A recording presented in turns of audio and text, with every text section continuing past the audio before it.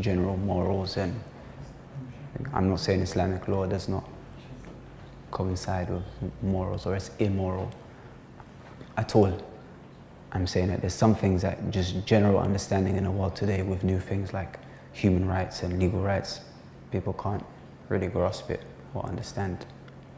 According to Islamic law, if you're in an Islamic community and a non-believer enters that community without having one of three things, either a covenant between that community and the community he belongs to, or being of those who pay the jizya, the tax, or having a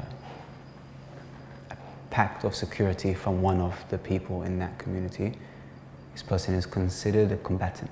According to Islamic law, is considered a combatant.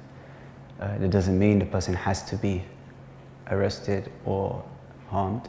It just means that if he is imprisoned or captured or anything, it wouldn't be a sin Islamically to do so. And who said this to you? Who said this to you? This is what I learned from Islamic religion. This is what I learned from the Book of Allah and the Hadith of the Prophet, peace be upon him. And if you want to speak of an ideological... But I'm just wondering, where did you learn this? Did you learn this, did you hear this the first time in the UK, or did you hear this? Yeah, I spent some time trying to understand religion, Islamic jurisprudence specific.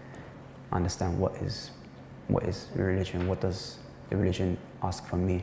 Who was your teacher in the UK? I didn't have a teacher. You didn't follow Al-Muhajirun or any other? No, I didn't. Anjum or Omar Bakr Khalil? No. I didn't agree with the protests at these things. I don't say anything bad about them. You know their names. So yeah, they're famous, man. I don't say anything bad about these people. I just didn't agree with some of their opinions at the time. Did you ask James Foley, Carl Muller, and all the others if they would be willing to pay the tax? Would they have even had the option? That's not my, as a Muslim in the community and not the leader of the community, it's not my,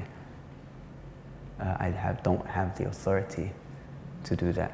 I'm a subordinate inside the community. I'm not leader. That's a decision taken by leadership. One difference between my methodology today and my methodology yesterday is that today I don't believe that these rules apply unless you actually have a caliphate. See, all of these things happened. There was no established caliphate. It was not declared. It was just groups.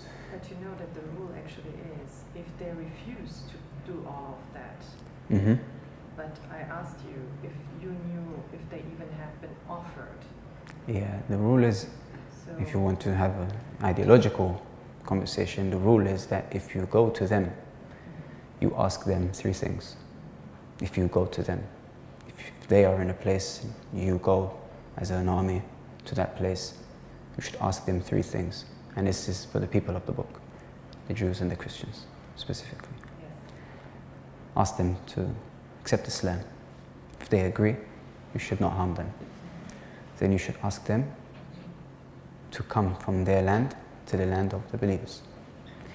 If they agree, you should leave them and not harm them. If they disagree, you inform them that they will be just like the Bedouin Arabs of the believers who live outside the lands which are governed by the Sharia. Upon them is what is upon any believer, meaning their obligations. And for them is what is for every believer, meaning their rights. And they do not receive anything from the booties of war, except that they join in the battles with the Muslimin.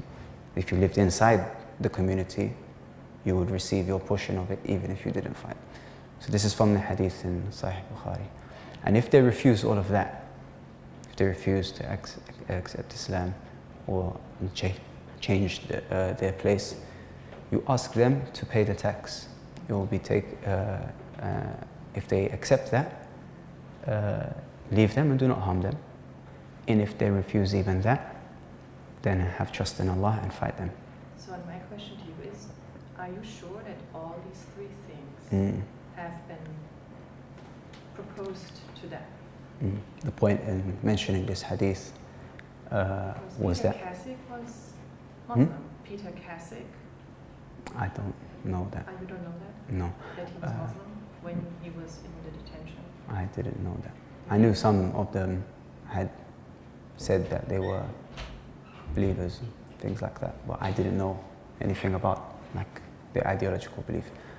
Let me just one point, just because I think when there's some misunderstanding, is that the point of them being asked to pay the jizya is when you go to them. It's not when they come to you without covenant or pact or jizya. So, but I'm you not, don't know if all of these things have been proposed to them. You don't know that. I don't know that, but if the point here is that is it relevant? Because if we're having an ideological conversation, I'm not talking morally, legally, according to international law. I'm not justifying or denouncing